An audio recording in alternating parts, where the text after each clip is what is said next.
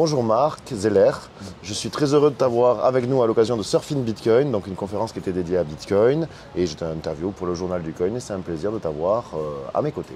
Bonjour Benoît, c'est toujours un plaisir de voir l'équipe du journal du coin. Bon ben parfait. Et écoute, est-ce que tu nous fais la question rituelle, c'est une petite présentation rapidement, ta vie, ton œuvre, voilà. Je suis Marc Zeller, je travaille chez AV. On est le premier protocole de finance décentralisée. On est basé sur Ethereum, mais pas que, puisqu'on a une approche multi-réseau. Et du coup, on explore de nouvelles frontières en ce moment. Et on est à Surfing Bitcoin parce qu'au final, on est le premier protocole Bitcoin. Une petite provocation. Une petite provocation, mais un fait, technique, une réalité. C'est qu'il y a environ 45 000 Bitcoins, en tout cas représentation de Bitcoin sur AV. Ce qui fait que sur AV, il y a plus d'utilisateurs et de bitcoiners et de volume de bitcoin que sur le Lightning Network, RSK et toutes les choses intéressantes qui ont plein d'avenir. Mais tu sais, petit à petit, l'oiseau fait son nid. Enfin, seul le temps nous dira. Mais effectivement, le présent de Bitcoin est sur Ethereum. Oui, sur Bitcoin aussi, quand même. Il y a plus de Bitcoin sur le réseau Bitcoin. Pour l'instant, oui. Tu m'intéresses. Non, mais attends, moi, je t'avouerai qu'à titre personnel, j'ai fait le grand saut. J'essaye de donner de la vie à mes crypto-monnaies. Mais au final, c'est naturel. Parce que par exemple, si on prend le marché de l'or, puisque beaucoup de gens disent que le Bitcoin est une réserve de valeur, un or numérique. Aujourd'hui, le volume de l'or ne se fait pas sur l'or physique. Aujourd'hui, les échanges de marché de l'or ne sont pas avec des gens qui vont prendre des lingots et des pièces d'or dans des magasins spécialisés. Bien sûr que ça existe, mais sur les volumes et sur l'économie de l'or, l'or utilisé comme collatéral, l'or utilisé comme réserve de valeur par des institutions, on va utiliser de l'or numérique, du paper gold, qui représente plus de 90% des échanges. Mais tu sais qu'il a ses détracteurs aussi. J'en fais partie, pour plein de raisons. Mais en fait, on est sur quelque chose de naturel. La technologie permet certaines choses que moins de technologie permettrait peut-être moins. Bon, mais d'accord. Mais alors, on part sur les chapeaux de roue, n'est-ce pas ? On part sur les chapeaux de roue, mais c'est bien, mais c'est toi qui as voulu, et c'est très bien, c'est parfait. Mais on y reviendra en plus, parce que ça m'intéresse. De façon plus classique, nous, souvent, moi, je suis très intéressé par l'humain. Donc, parce que tu n'as pas forcément commencé par Ethereum et AV, s'il faut, tu es arrivé avant, ou je ne sais pas. Donc, moi, j'ai commencé, comme beaucoup de gens dans la crypto, par le mining. Ah ouais, super. C'est-à-dire que je suis un peu peut-être cartésien, c'est que j'aime bien savoir comment fonctionnent les choses. Et donc j'ai commencé par très modestement et je n'ai jamais eu de grandes ambitions. Je ne suis pas Sébastien Gouspillot que tu as dû avoir un interview. Il y a les artisans, il y a les industriels. Moi j'étais un petit artisan, un petit chercheur dans mon coin et j'ai commencé par du mining de Bitcoin au début. Ah, de Bitcoin? Avec des ASIC, avec quoi? Non, avec des cartes graphiques et je l'ai fait bien trop tard, donc c'était complètement hors...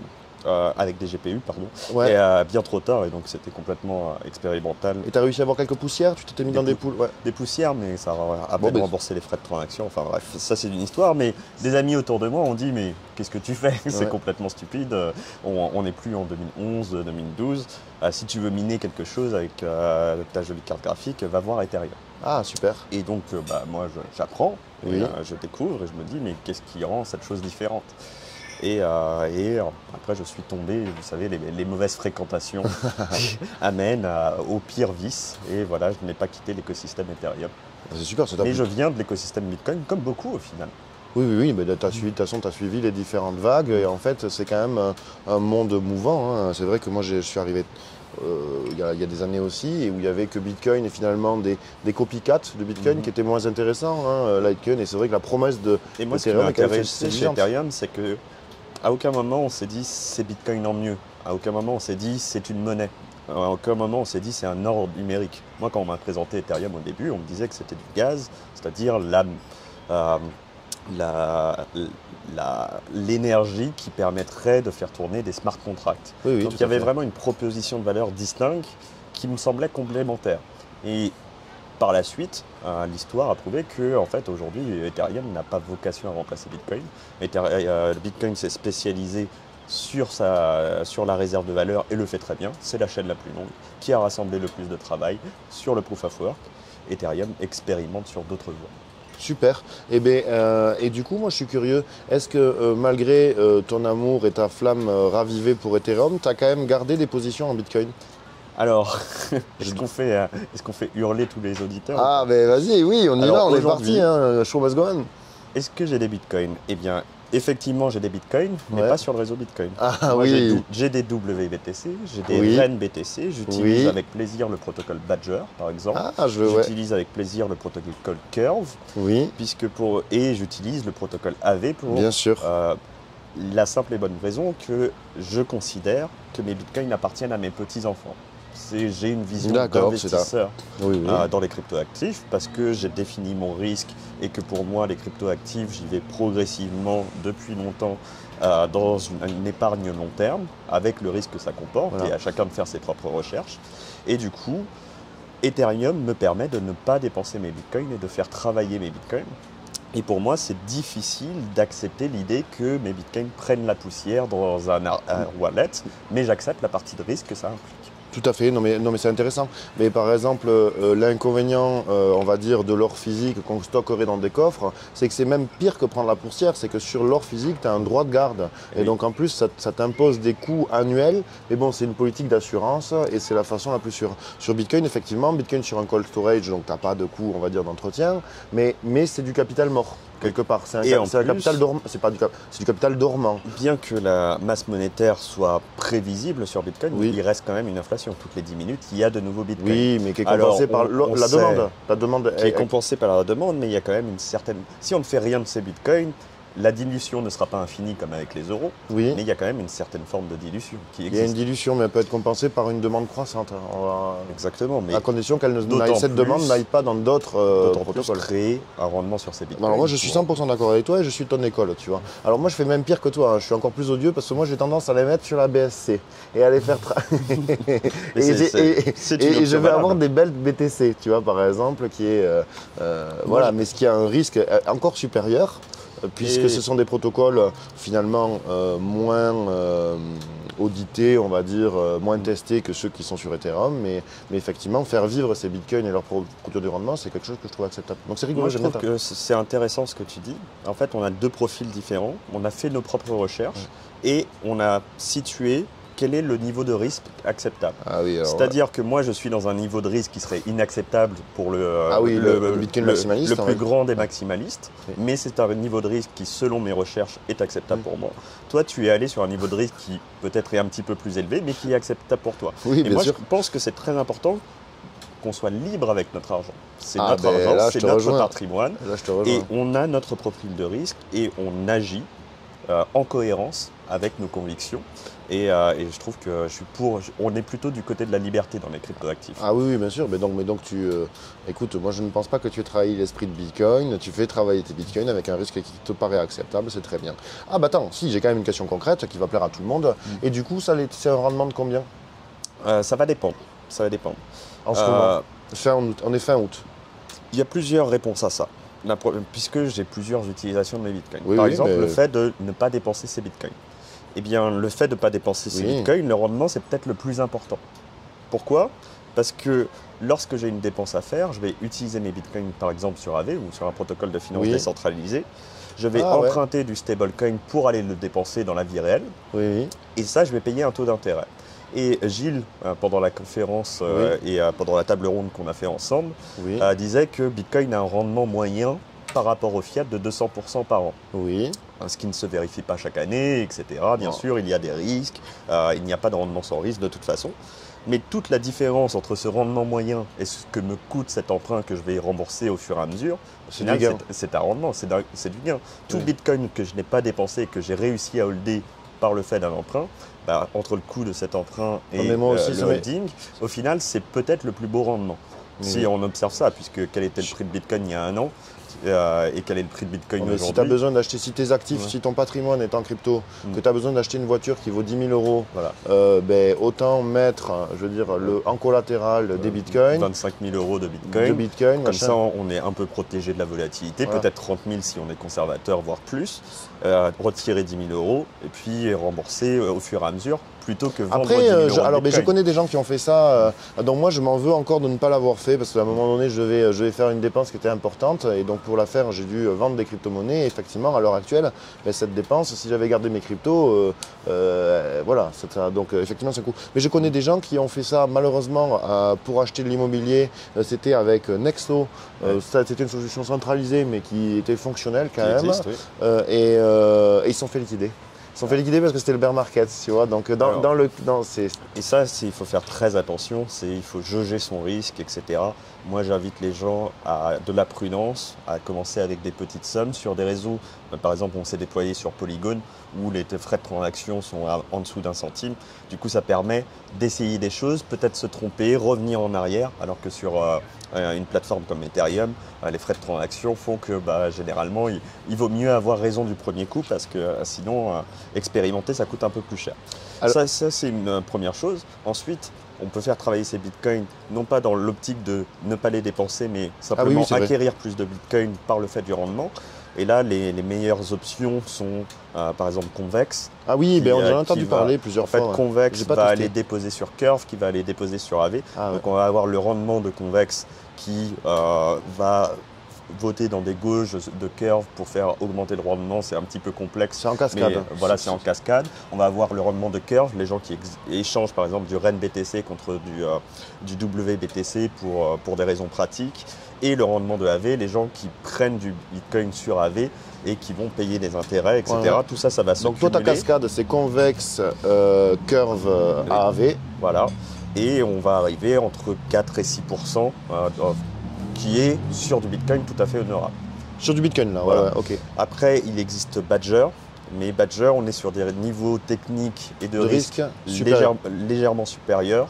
Et là, je préfère que les gens fassent leurs propres recherches. On a cité le nom, ils savent où aller regarder, mais je les invite à faire leurs propres recherches puisqu'on est sur des protocoles qui sont un petit peu plus jeunes et des stratégies peut-être un petit peu plus risquées. De toute façon, en termes de cryptographie, le garant de la sécurité, c'est le temps. C'est-à-dire que quand il faut un protocole, typiquement un AV, c'est un des plus sûrs. Moi, je n'ai pas la capacité technique de juger si est-ce que toutes les lignes de code sont bonnes ou pas. Mais ce que je sais, c'est que les capitaux dessus sont importants, qu'ils le sont depuis un laps de temps qui est très grand, et que s'il y avait une faille, un hacker serait passé faire un audit sérieux. Et en plus, je crois qu'il y a des systèmes d'assurance. Exact. Donc, il y a un système de fonds de protection, parce que assurance, c'est un grand mot bien régulé. Il y a un fonds de protection. Tant pour moi. Mais c'est empirique. Kevin l'a dit pendant la conférence, j'invite les gens à voir le replay et sa présentation. Bitcoin, par le biais des coins de Satoshi qui sont exposés à une adresse publique, a la plus grande bug bounty du monde, c'est-à-dire la plus grande récompense pour la personne qui réussirait à casser les clés publiques et le système clés publiques privé de Bitcoin, en tout cas de cette époque-là, puisque Bitcoin a évolué et est encore plus sécurisé depuis. Et en fait, les protocoles DeFi sont aussi des bug bounty tout à fait. qui sont ouverts, moins grandes que les 1 million de Bitcoin mais conséquent de quand Satoshi. Même, Mais quand même, c'est une bug bounty à 25 milliards de dollars. Donc j'imagine que des gens très intelligents et très nombreux réfléchissent à casser ces protocoles. Et n'y sont pas arrivés. Et pour l'instant, non. Donc, le risque zéro n'existe pas, mais pour l'instant, non. J'ai la même question par rapport à tes Ethers. Est-ce que tous tes Ethers sont sur Ethereum ou est-ce que tu vas où c'est que tu vas placer tes Ethers? Alors mes Ethers, il y en a une partie en staking, puisque en fait le proof of stake n'est pas Ethereum 2.0 n'est pas le processus de consensus de la blockchain Ethereum pour l'instant. On est encore en proof of work, exactement comme Bitcoin, de la preuve de travail. Mais le processus de validation est déjà mis en place, c'est ce qu'on appelle la beacon chain. Et en fait, la beacon chain, c'est on fait comme si c'était pour de vrai, mais c'est pour de faux. C'est-à-dire qu'il y a une réelle validation des blocs, etc., mais ce n'est pas pris en compte dans la blockchain canonique, dirons ça. Et en fait, c'est une préparation pour l'année prochaine, si on a de la chance, parce qu'on sait très bien les délais avec Ethereum, c'est plus des promesses, ça n'engage que ceux qui les écoutent. Mais voilà, j'ai une partie de mes Ethers qui sont en staking et ça c'est un engagement, c'est un saut de l'ange. C'est-à-dire que c'est vrai parce que c'est 2 ans ou je ne sais plus combien de... Voilà, moi c'est les premiers, je les ai mis en décembre de l'année dernière. Et je ne pourrai réaccéder à ces Ethers qu'à partir du moment où il y aura cette officialisation et que ça deviendra canonique. Donc possiblement, ces Ethers sont bloqués pour 1 an, 2 ans, 10 ans, toujours. Ouais, voilà. Ça fait partie du solo launch mais pour de la technologie. Mais pour les développeurs, ça permettait de juger de façon concrète et empirique de l'engagement des détenteurs d'Ether. Est-ce que vers où ils veulent aller? Parce qu'à un moment donné, c'est quand même des réseaux financiers. Et si les détenteurs d'Ether ne souhaitent pas, ça permet de juger objectivement. Il y en a combien? Aujourd'hui, il y a 100 000, un peu plus de 100 000 validateurs. Donc, un validateur, c'est 32 Ethers. Oh. Donc, 100 000 fois 32. 3,2 millions. On commence à faire pas mal. Je crois qu'il y a plus d'1 million d'Ethers en stakés. Voilà, sachant que l'Ether vaut lui-même, c'est des milliards en fait. Il y a des milliards. Il y a des milliards actuellement. En valeur fiat, je suis navré, mais c'est comme ça qu'on compte. Voilà. Et donc, voilà, c'est un succès, très clairement. Quel rendement? Le rendement aujourd'hui se situe entre 6 et 9%. C'était un petit peu plus haut au début, mais plus il y a de gens qui stakent, plus on est nombreux à se partager la part d'un gâteau qui n'est pas extensible à l'infini. Et il n'y avait pas justement des mécanismes qui permettaient de les rendre liquides, des billes ETH ou des choses comme ça? Alors il y a vraiment des protocoles qui travaillent là-dessus. L'un des premiers et des plus connus, c'est Lido Finance, qui fait le STETH, donc le stake Ether, et qui rend une certaine forme de liquidité à ces Ethers, puisque au lieu de le faire de manière parfaitement décentralisée et soi-même. Moi, c'est mon cas, j'ai un nœud Ethereum et un nœud Ethereum 2 et je vais staker mes Ethers. On peut ça, c'est la version OG. Voilà, c'est la version, c'est pour l'histoire en tout cas. Et on peut confier une partie de ces Ethers à Lido Finance, mais qui est un protocole décentralisé, donc on ne les confie pas à quelqu'un, on les confie à un smart contract. Comme pour AV, la même logique. Comme pour AV.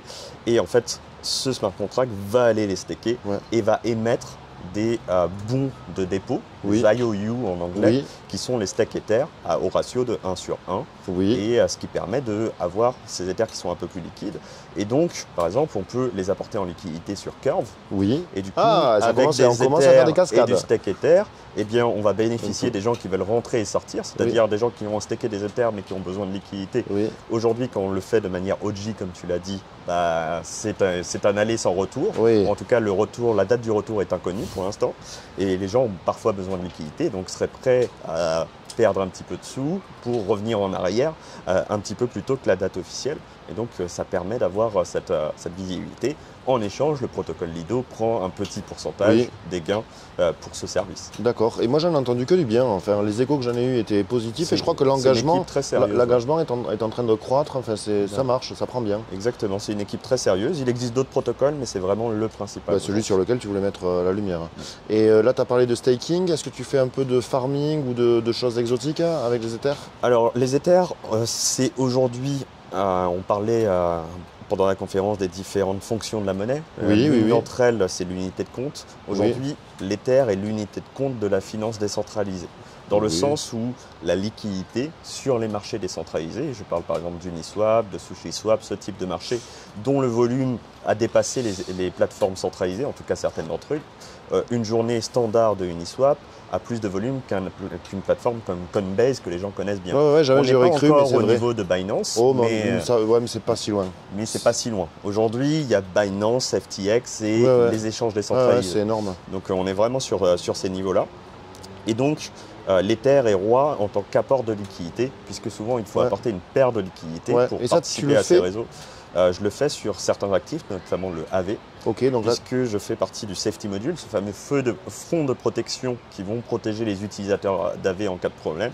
Et donc j'ai du AV et de l'Ether, j'apporte de la liquidité, ce qui permettra de payer les dettes en lieu et place du protocole s'il y a un souci. Mais j'accepte ce risque en échange d'une récompense qui sont les revenus du staking du Safety Module. Qui sont faits sous forme de quoi? Qui sont payés en AV. Ok, mais AV, monnaie de cœur, et monnaie sur laquelle tu es forcément bullish. Je ne suis pas neutre sur la question, faites vos propres recherches. Oui, mais tu as le droit de donner ton opinion. C'est-à-dire, toi, ton avis me paraît clair. De toute façon, si tu regardes ton t-shirt, ton implication, le temps que tu passes laisse supposer que... Eh bien, ça parlera à ma place. Voilà, exactement. Écoute, c'est super intéressant. Est-ce que, je crois que tu as résumé rapidement la proposition de valeur de AAV, mais est-ce que tu nous l'as, pour les néophytes qui ne connaîtraient pas, parce que c'est vrai qu'on a beaucoup parlé de AAV. Moi, je pense que la proposition de valeur centrale, c'est ne pas vendre ses crypto-actifs. C'est-à-dire, la finance décentralisée est le meilleur ami du holder. C'est-à-dire que je fais partie des gens et je peux comprendre que chacun a son propre niveau de risque, son propre profil et horizon d'investissement. Mais je fais partie des gens qui pensent que mes cryptoactifs, ma mission, c'est d'en accumuler et de transmettre aux générations futures qui me concerneront. Et du coup, je fais partie de tous les gens. C'est-à-dire que parfois, j'ai des besoins de trésorerie à court terme.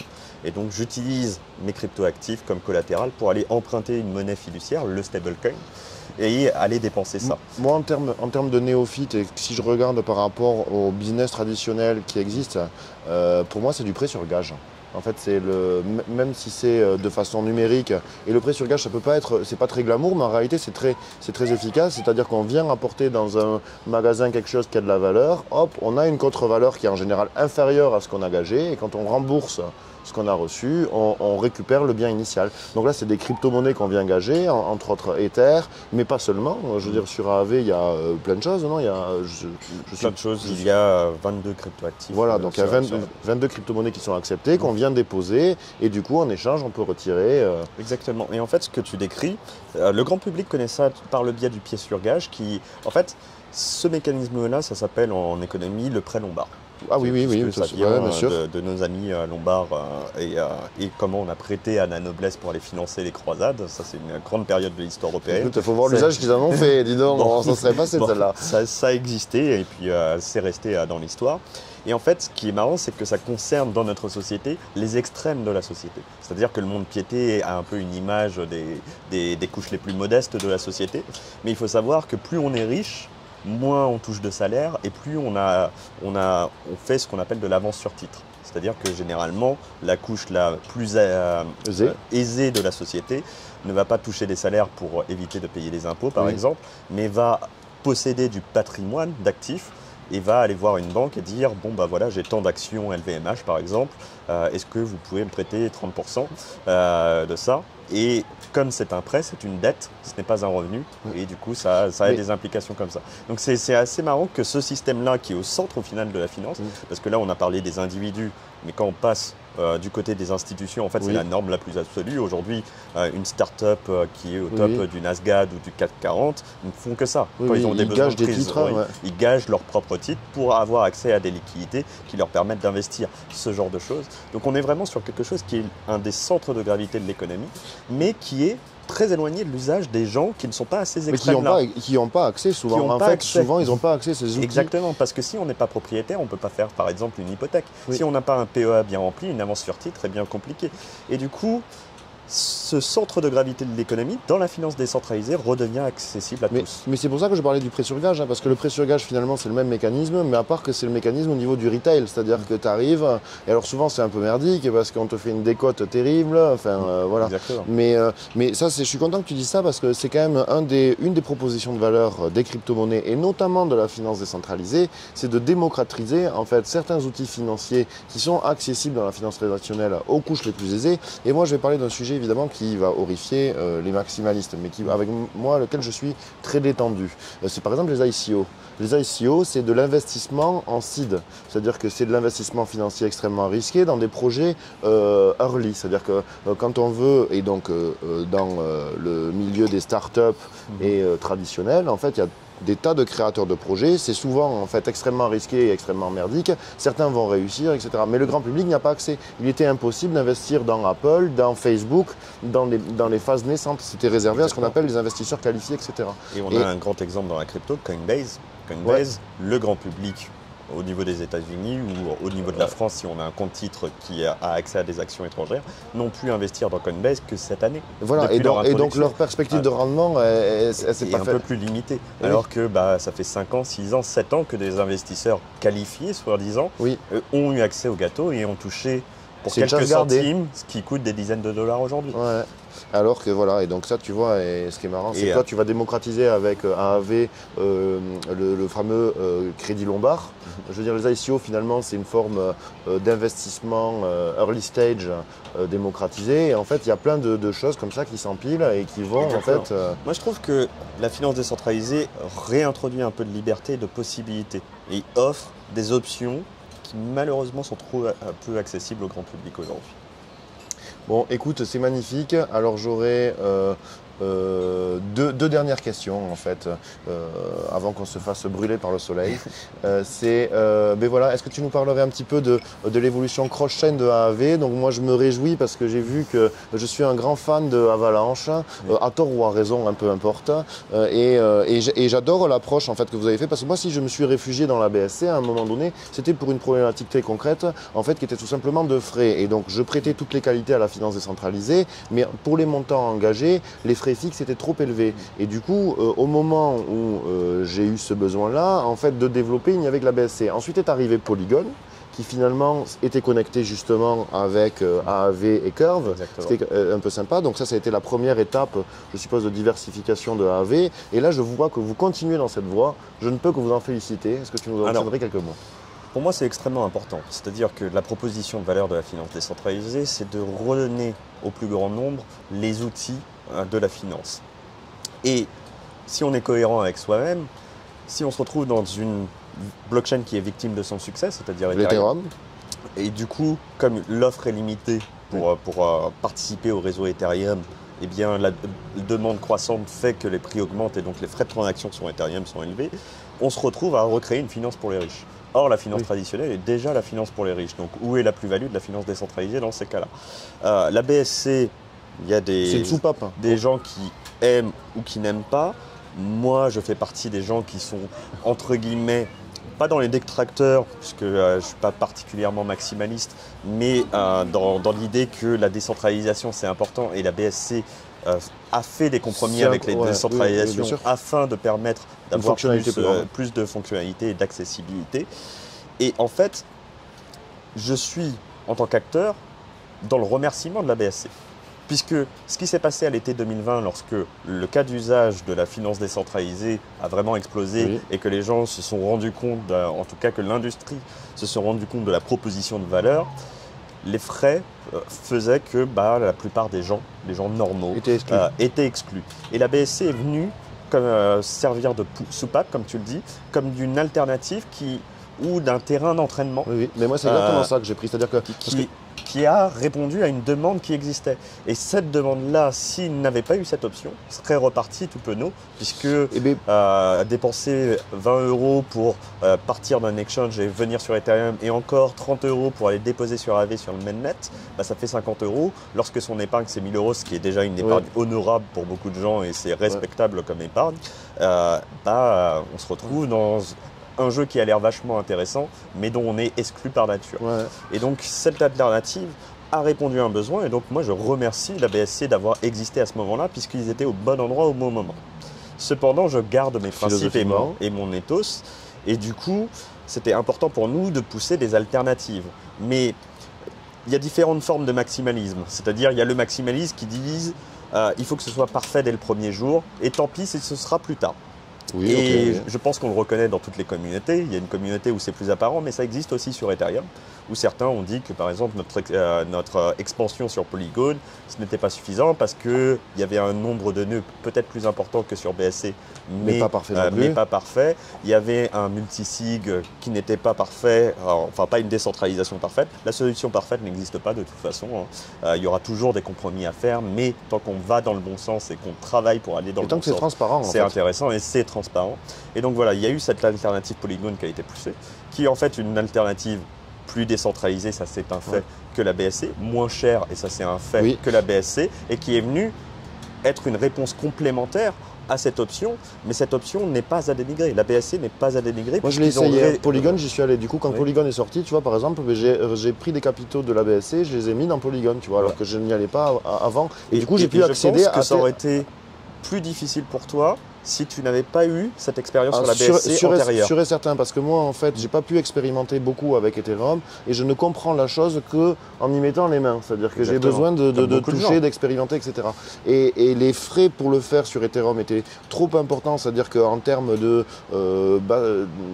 bassin, de jeu de sable, là, c'était trop difficile. Et sur la BSC, ça m'a permis de comprendre. Et en fait, tu vois, par exemple, quelque chose qui s'apparente un peu, tu vas sans doute hurler, mais à AV, c'était Vénus, et du coup, je savais que tu allais hurler. Mais, non, c'est vrai que dans le cas d'usage, c'est des choses Non, mais qui parce sont que proches. c'était impossible, parce qu'après Après, c'était impossible dans la rigueur, on ne va pas se comparer.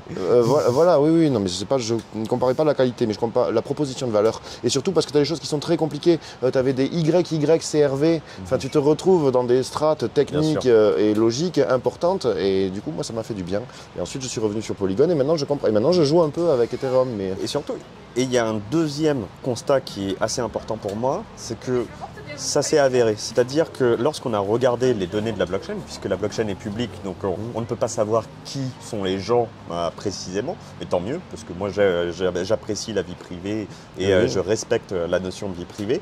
Mais par contre, on peut savoir quelles sont les adresses, on a quelques données, même si on ne connaît pas les gens, on observe des comportements. Qu'est-ce que tu as observé? Et ce qu'on observe, c'est qu'il y a très peu de gens qui sont à la fois sur Polygon et AV sur le mainnet, Ethereum mainnet. Donc on a vraiment un nouveau public. Ah oui, ok. On a aussi des gens qui sont directement venus de la BSC, mais pas que. Il y a des gens qui sont arrivés sur Polygon aussi.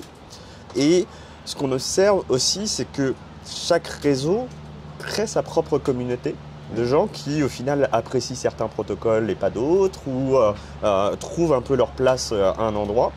Et qu'on n'est pas du tout dans un jeu à somme nulle.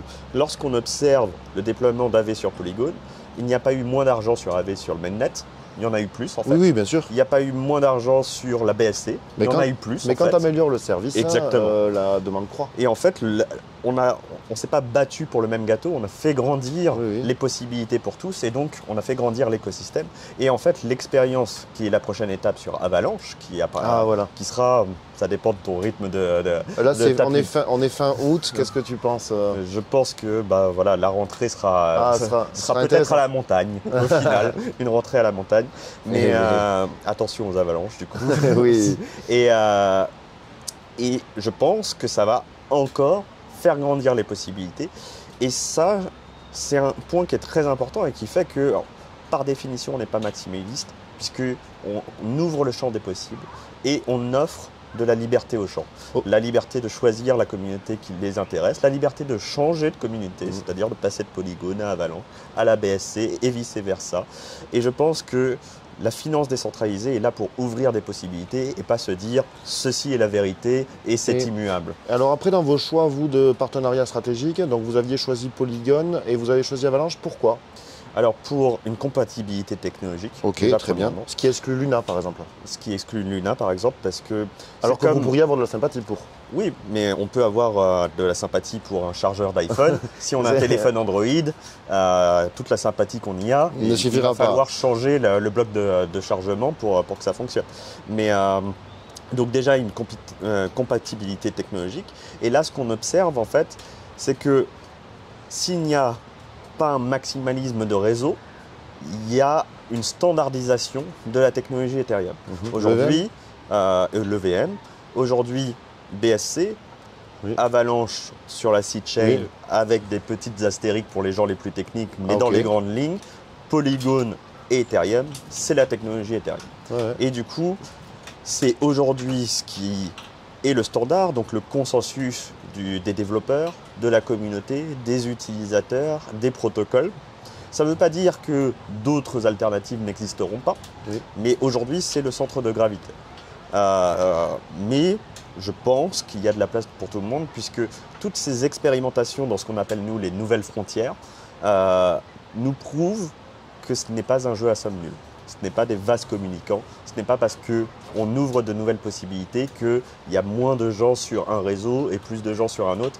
Non, au global, il y a plus de gens en général et donc on ouvre ce qui est rigolo, c'est les portes à plus de gens à rentrer et à profiter de la finance. Et les bitcoins circulent sur de plus en plus de réseaux. Exactement. Ils vont sur Ether, sur Polygon, sur Avalanche. Et c'est pour ça, bientôt, une majorité des bitcoins seront pas sur la blockchain Bitcoin.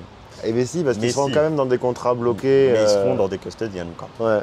Et c'est pour ça que j'invite de mes voeux qu'on ait une tokenisation décentralisée des bitcoins. Rennes, donc du coup, tu aimes bien Alors Rennes, qui pour l'instant a des points de centralisation, mais qui fait de la recherche, qui est une très bonne équipe. On a l'actif Rennes, pas le Rennes BTC, mais l'actif Rennes de gouvernance sur AV. Mais aujourd'hui, le Rennes BTC a trop de points de centralisation pour être compatible. Mais moins centralisé que le WBTC de BitGo. Exactement, moins centralisé.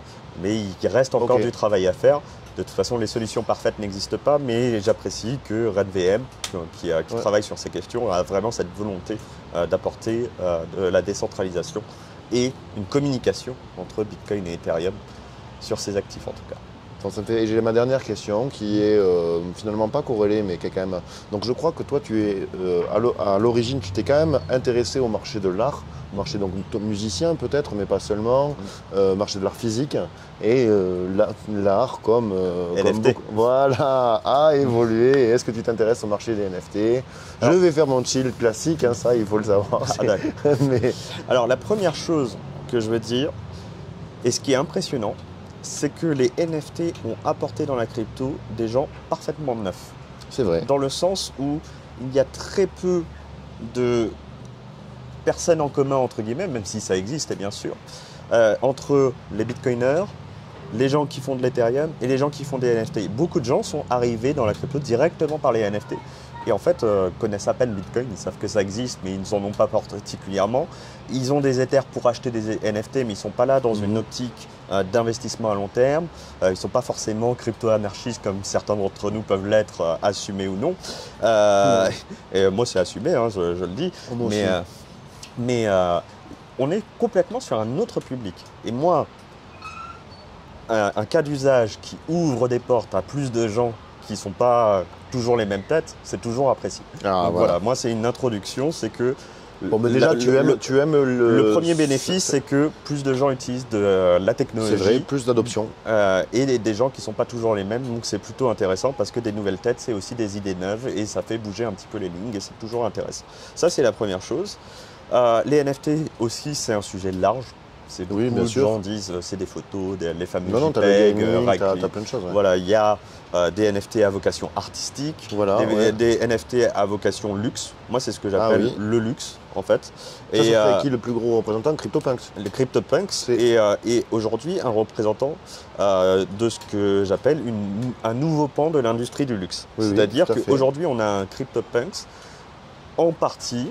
Et je pense que ça fait partie de la nature humaine, sinon l'industrie du luxe ne serait pas une industrie de plusieurs centaines de milliards, voire milliers de milliards, et Bernard Arnault ne serait pas l'homme le plus riche du monde, si ça ne faisait pas partir de la nature humaine. Un sentiment d'appartenance, de se distinguer. De dire que certaines personnes apprécient le fait de pouvoir dire je suis capable d'acheter cet objet, qu'il soit numérique ou non. Et quand on a une très belle montre, ce qui est mon cas selon moi, mais pas selon les lois du marché, mais quand on a une très belle montre, seulement les gens autour de la table peuvent le voir. Quand on a un NFT, le monde entier peut savoir qu'on a un NFT, donc c'est un peu une manière de flexer, comme on dit, assez transparente. Ça, c'est du luxe absolu, mais il y a aussi de la mode. Qui fait aussi parfois partie de l'industrie du luxe. Et qui est plus éphémère. Mais qui parfois est plus éphémère. Et dans l'industrie du luxe, il y a des produits intemporels. Il y a certains sacs de grande collection qu'on peut porter 20 ans plus tard et on sera toujours dans les bons milieux bien représentés. Et puis il y a certains objets plus éphémères où si on a la couleur de l'été. Voilà, le vêtement de la collection du couturier de l'année 2021. Si on se présente en 2025 avec ça, on nous regarde de haut en bas en disant quelle est cette personne avec ses houillons.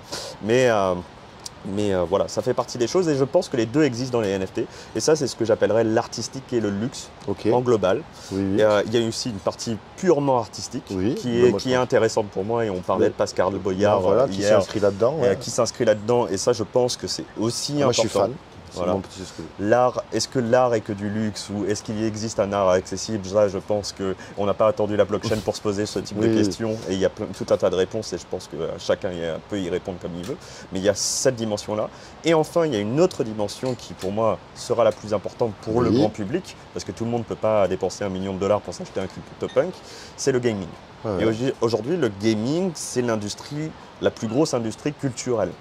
C'est au sens large. C'est plus grand que le cinéma, c'est plus grand que la télévision et que d'autres médias. C'est le média, l'industrie culturelle la plus grosse du monde. C'est vrai.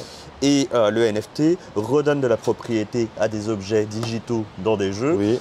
On sait que des jeux comme par exemple, que tout le monde connaît Fortnite, par exemple, qui a été un phénomène, et qu'il y en a d'autres plus récents, etc. Les gens sont prêts à dépenser des fortunes. Fortnite gagne des milliards avec des cosmétiques, des choses qui n'apportent pas d'amélioration dans le jeu, mais qui apportent de la distinction. Et se distinguer, on revient presque, on revient à ce luxe, mais on est sur quelque chose qui est un peu plus éphémère ou distinguant, etc. Et pour moi, c'est une industrie qui aujourd'hui est la plus grande industrie culturelle. Donc les NFT ont 3 avantages. Premier, apporter des gens neufs et un peu d'adoption dans le milieu de la blockchain pour utiliser notre technologie. Le deuxième, targeter l'industrie du luxe qui est l'une des plus grandes industries de la planète. Le troisième, targeter l'industrie du gaming qui est aussi l'une des plus grandes de la planète. Donc je pense que mettre de côté les NFT est une grave erreur stratégique et que le NFT mérite au moins notre attention et notre respect. Après, à chacun de faire ses propositions. Et bien sûr, tout ne réussira pas. Oui, mais tu sais que moi, ma fonction est aussi de te pousser dans tes retranchements. Alors, je rejoins absolument tout ce que tu as dit. Hein. Et c'est vrai que moi, à titre personnel, je me suis intéressé assez tard. Mais il n'est jamais trop tard.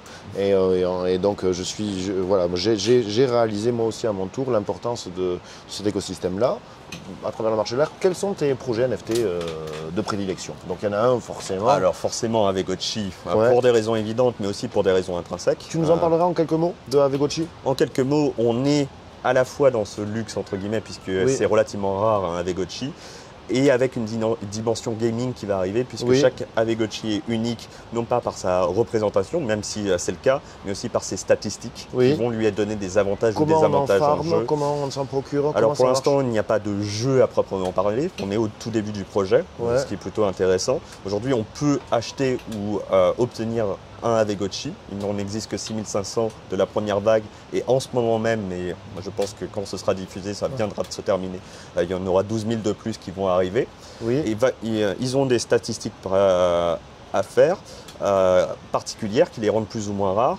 On peut les équiper avec des objets du jeu qui vont influer sur ces statistiques et aussi lui donner un aspect cosmétique qui va le distinguer. Ces objets sont plus ou moins rares également.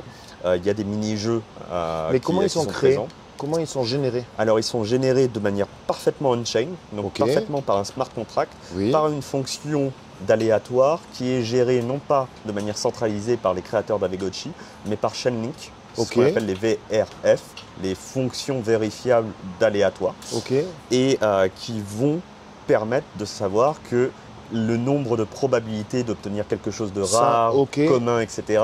sont respectées mathématiquement. Très bien. Et on peut avoir confiance en ça. Et la distribution? Et la distribution se fait de manière complètement ouverte et il n'y a pas de prémine par exemple. Moi, si je veux m'en procurer, Eh bien, tu as jusqu'à demain pour participer aux auctions sur la On2. Sinon, il existe un second marché puisque ce sont des NFT. Les gens peuvent quel est les le prix acheter, Bon, mais malheureusement, je suis désolé, on va pas publier la vidéo d'ici demain. Donc, on se retrouve sur le second market, cher. Alors, aujourd'hui, un Avegotchi, mais ça dépend des statistiques. Bien sûr, un Avegotchi avec des statistiques hallucinantes.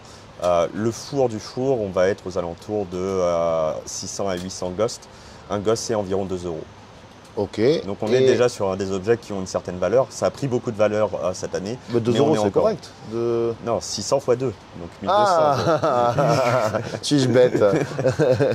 1200.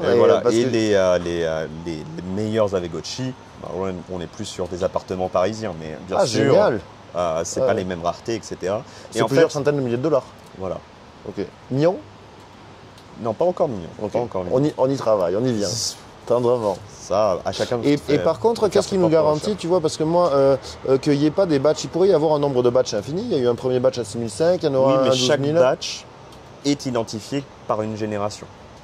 Et en fait, forcément, les premiers vont avoir plus de valeur que les seconds, certainement. Alors ça, ça fait partie de la nature humaine, ça on peut le supposer, mais les lois du marché ne sont pas pénétrables. Mais par contre, Avegotchi est un projet décentralisé, dans le sens où, en fait, pour qu'il y ait un batch, il faut qu'il y ait un vote de la communauté. Et donc, les gens qui ont du Ghost Token votent s'ils souhaitent comment ou on se procure le Ghost Token? Par exemple sur Binance, une plateforme centralisée. Ah, c'est vrai, après, on peut le faire de listé. manière décentralisée, c'est toujours mieux. Sur Uniswap, etc. Polygon. Ok, et comment ils ont été distribués les ghosts? C'est fini? Ils sont mis... En fait, c'est une bonding curve. Donc, on répond à l'offre et la demande. Les lois c'est pas un supply infini non plus, mais il y a vraiment une définition qui va permettre d'avoir plus de stabilité sur l'actif, même si il y a quand même une volatilité, c'est une crypto.